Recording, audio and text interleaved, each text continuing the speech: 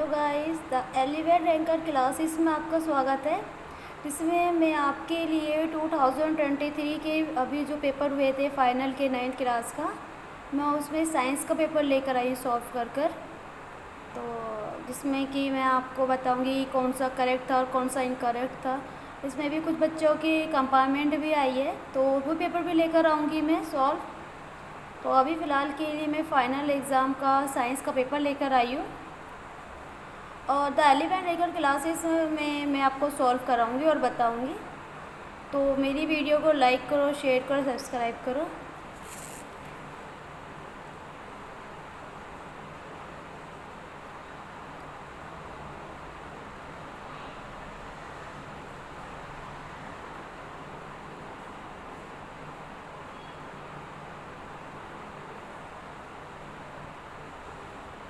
ठीक है, तो जैसे कि आप पेपर देख रहे हो, ये बच्चों के पेपर हैं जिसने अभी दिया था। निम्नलिखित में से कौन सा रासायनिक परिवर्तन का उदाहरण नहीं है? ठीक है, नहीं है बोला है तो फलों का जो पकना होता है ये रासायनिक आ जाता है हमारा। ठीक है, इसमें बोला नहीं है। लोहे का जंग लगना ये भी रासायनिक में आएगा, दूध से दही बना ये भी रासायनिक में आएगा हमारा। ठीक है, मगर जो मोम का पिघलना होता है ऑप्शन सी, जैसे ऊपर देख रहे हो सी, मोम का पिघलना ही रासायनिक में हमारा नहीं आता है, क्योंकि मोम पिघल जाएगा वापस वो फिर से कुछ ना कुछ चीज़ बन जाएगी। ठीक है, तो ये हमारा रासायनिक में नहीं आता, तो हमारा जो ऑप्शन सी है वो करेक्ट है। अगला क्वेश्चन है, तरल प्रवाह का गुण दर्शाते हैं निकली में से कौन सा सही कथन का चयन कीजिए। हमें थर्ड क्वेश्चन है हमारा, रमेश अपने शिक्षक द्वारा आगे की मेज पर रखे गए नमूनों को देख रहा है। निम्नलिखित में से कौन सा शुद्ध पदार्थ का उदाहरण नहीं है, पहचानने में उसकी मदद कीजिए। तो रमेश है वो सामने बैठा है, जैसे कि पहला ऑप्शन हमारा पहले में आ रहा है बेकिंग सोडा, सोडियम क्लोराइड, लोहा और सल्फर का मिश्रण और ग्लूकोज। तो जो हमारा तीनों ही ये रासायनिक सूत्र में आता है, baking soda, sodium chloride, glucose, but जो आता है सी ऑप्शन लोहे और सल्फर का मिश्रण, ये हमारा ऑप्शन करेक्ट है। तो ऑप्शन जो हमारा सी है ये हमारा ऑप्शन सही आएगा, mixture of iron of sulphur. ठीक है, अगला क्वेश्चन है फोर्थ, एल्यूमिनियम क्लोराइड के रासायनिक सूत्र को पहचानिए।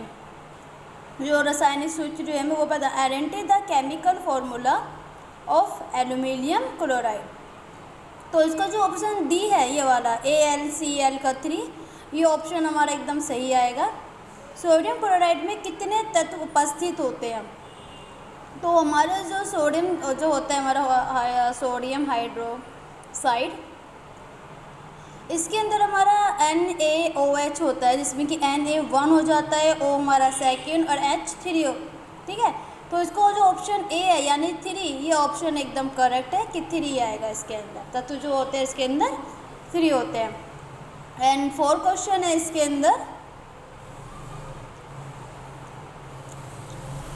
सॉरी 6 क्वेश्चन पर आ जाते हैं हम। 6 क्वेश्चन है, एक परमाणु में 19 प्रोटॉन, 18 इलेक्ट्रॉन और 21 न्यूट्रॉन है, उस परमाणु की परमाणु संख्या क्या होगी? तो उसमें परमाणु संख्या कितनी होगी हमारी? 19 होगी। तो जो ये डी है ये रॉन्ग आंसर है, इसका जो ऑप्शन जो हमारा बी आ रहा है यानी कि 19, ये हमारा सही संख्या, जो एलिमेंट है उसके कितने होंगे हमारे 19 होंगे। ठीक है, अगला क्वेश्चन आता है हमारा, परमाणु संख्या 20 वाले तत्व के लिए क्रमश का KLMN कोश में इलेक्ट्रॉनों का सही वितरण चुनें। तो जो इसका सही जो वितरण है हमारा वह है हमारा डी, इसके अंदर जो डी है 2882 एकदम सही है इसका ये वाला, तो ये एकदम करेक्ट है। इस पे जो निशान लग रहे हैं वो सारे सही नहीं हैं, तो इस पर जो पेपर में निशान लग रहा है उसमें मत जाना, जो मैं आंसर बता रही हूँ उस पर ही आप ध्यान रखना। क्वेश्चन 8 आता है, किसी विलियम में रखी कोशिका सिकुड़ जाएगी यदि। ऑप्शन इसके अंदर 4 दे रखे हैं, जिसमें कि जो ऑप्शन इसके अंदर जो बी है ये वाला बी, कोशिकाओं में पानी के अणुओं की सांद्रता आसपास के विलियन से कम हो। तो जो इसका ऑप्शन है वो क्या है? बी एकदम करेक्ट है। अगला आता है हमारा 9 क्वेश्चन। उपस्थित में पाई जाती है, क्या पाई जाती है उपस्थित में? हमारी बाहरी कान, जो जिसे बोलते हैं इंटरनल एयर। ठीक है, तो ऑप्शन जो इसका बी है ये करेक्ट है, डी रॉन्ग है। तो बी क्या है? सही आंसर है इसका। 10 क्वेश्चन है हमारा। किसी वस्तु के विस्थापन के संबंध में निम्नलिखित में से कौन सा कथन सत्य है? यानी कि हमारे पास 4 ऑप्शन दे रखे हैं, इसमें से कौन सा सत्य है वो बताना है।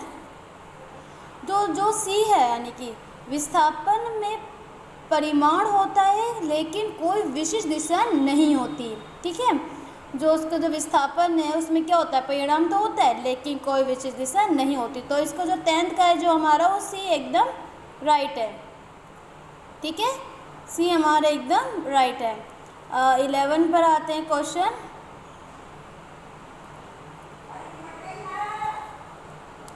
11 क्वेश्चन है, 80 किलोग्राम और 20 किलोग्राम द्रव्यमान वाले 2 पिंडों पर लगाया गया बल का मास 20 N न्यूटन हो, 60 न्यूटन है, तो इसके तत्वगुण का अनुपात क्या होगा? तो इसका जो ए आंसर है 1:3 से 1:3, इसका आंसर सही है। 20 मीटर प्रति सेकंड के नित्रण वेग से चलती हुई 2000 किलोग्राम की रेलगाड़ी का संवेग क्या है? तो जो इसका आंसर है हमारा क्वेश्चन 12 का आंसर हमारा सी होगा, 4 × 10⁴ किलोग्राम पर मीटर सेकंड होगा।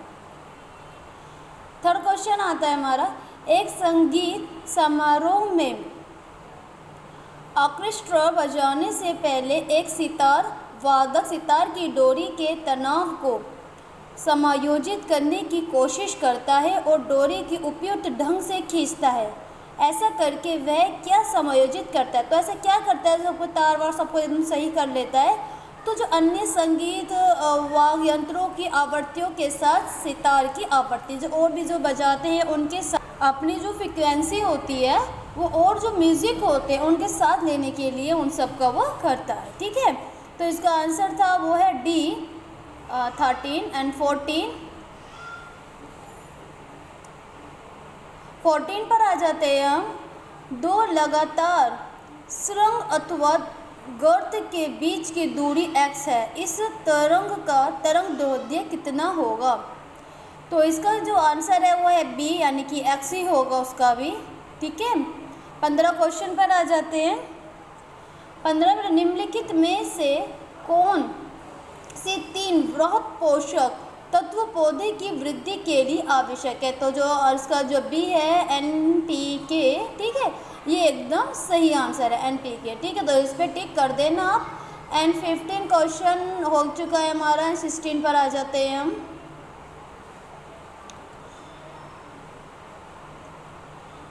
ठीक है, 16 पर आते हैं। किसी फसल पैटर्न में से एक ही खेत में दो या दो से अधिक फसलों का एक साथ उगाना शामिल है, यानी कि क्रॉपिंग हो रही है, 2 हो रही है, तो उसको हम क्या बोलते हैं? एक ही खेत पर 2 हो रही है हमारी, 2 या 2 से अधिक, तो उसे मिश्रित फसल कहते हैं। क्या कहते हैं? मिश्रित क्रॉपिंग कहते हैं। तो इसका जो डी है वो एकदम सही है आंसर।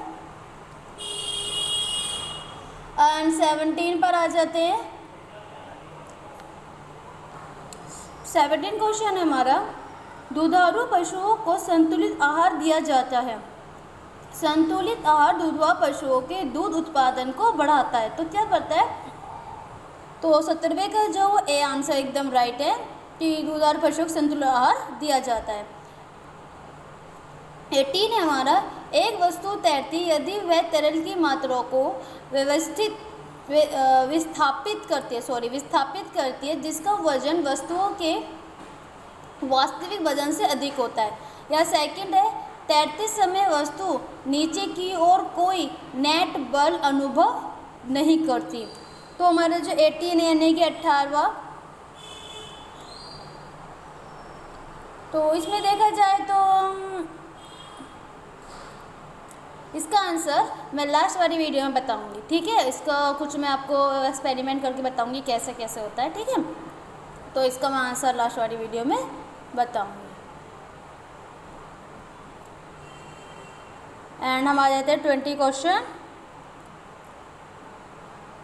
कोशिका भित्ति, कोशिका आपको दिख रहा हो, कोशिका भित्ति कोशिका का निर्जीव भाग है या फिर कोशिकाओं को सुरक्षित निश्चितता का और सहायता प्रदान नहीं करती, तो इसका ये आंसर एकदम सही है। 21 सेक्शन बी खंड जो बी है ब है उस पर आ जाते हैं। सोहन तेज बुखार से पीड़ित था। डॉक्टर ने उसकी माँ को उसके माथे पर गीले कपड़े की पट्टी रखने का सुझाव दिया। कारण बताइए कि डॉक्टर ने उसकी माँ को ऐसा करने की सलाह क्यों दी। क्योंकि उससे क्या होता है, जो बॉडी का जो टेम्परेचर होता है वो हमारा क्या हो जाता है, कम हो जाता है। ठीक है, शरीर का जो तापमान को कम किया जा सकता है, इसलिए डॉक्टर ने सलाह दी कि उसकी मतलब माथे पर पट्टी करें। क्योंकि नॉर्मल सी बात है, अगर जो बुखार तेज़ होता है तो हमारी जो मदर होती है या कोई भी बड़ा होता है वो हमारे क्या करते हैं, माथों पर पट्टी तो रखते हैं, इससे हमारा टेम्परेचर कम हो जाए, बुखार थोड़ा सा कम हो जाए। ठीक है, अच्छा और में आंसर आ जाता है। गर्मी के एक दिन रवि और रमेश ने कमर सूती और नायलॉन के कपड़े पहने हुए हैं और इसके अनुसार किसे अधिक आरामदायक महसूस होगा और क्यों। देखो सूती यानी कि कॉटन, नायलॉन जो होता है वो कॉटन पसीना नहीं सोखता हमारा। ठीक है, तो हम सूती कपड़ा क्यों पहनते हैं, ताकि तो सबसे पहले तो हमारा शरीर का जो होता है सूती कपड़े पहनने चाहिए गर्मी में, क्योंकि पसीने को भी सूखता है और हवा भी उसमें पास हो जाती है। नायलॉन का कपड़ा मोटा होता है और उसमें पास नहीं होती, तो सूती कपड़ा इज़ द बेस्ट। ठीक है, तो आपने बता दिया कौन सा आरामदायक है, सूती कपड़ा है। ठीक है, तो आगे चलते हैं। इसमें पदार्थ पी में उच्च संपीड़ितता होती है और इसे आसानी से द्रवित किया जा सकता है। पदार्थ पी की अवस्था का पता लगाइए और पदार्थ पी की इस अवस्था के दो गुणों की बताइए। तो जो पी की जो अवस्था है वो कौन सी हमारी गैस अवस्था है, कौन सी हमारी गैस। ठीक है, तो ये 22 पर आ चुके हैं। नेक्स्ट वीडियो में 22 से आगे बताऊंगी। आज के लिए इतना ही काफ़ी है। तो मेरी वीडियो को लाइक करो, शेयर करो, सब्सक्राइब करो, जिससे कि मैं और पेपर सॉल्व करवाऊँ, आपको और पेपर लेकर आऊँ। जो कंपार्टमेंट के पेपर हुए थे बच्चों के, अभी 10th के और अभी 9th वालों के, वो भी मैं लेकर आऊँगी। 12th वालों के कंपार्टमेंट के पेपर, जो प्रीवियस पेपर है जो पहले हो चुके हैं वो पेपर, क्योंकि कुछ पेपर ऐसे होते हैं क्वेश्चन जो पेपर अभी स्कूल खुलेगा हमारा जुलाई में, तो क्या होता है कि हमारे जो प्रीवियस पेपर जो अब हो रहे होते हैं सॉल्व होते हैं, कुछ मोस्टली क्वेश्चन रिपीट होकर आ ही जाते हैं इस बार पेपरों में। तो ऐसा नहीं है कि गर्मी वाला पेपर क्वेश्चन हो गया या फिर उससे पहले जो था हमारा क्वेश्चन, बहुत सारे क्वेश्चन ऐसे रिपीट होते हैं। तो इन पेपरों को आप सॉल्व करें, पुराने पेपरों को प्रैक्टिस करें। ठीक है, तो फिर जिससे कि तो पुराने पेपर को आप सॉल्व करते रहना, मैं और पेपर लेती आऊँगी। आज के लिए इतना ही काफ़ी है। Okay, thank you.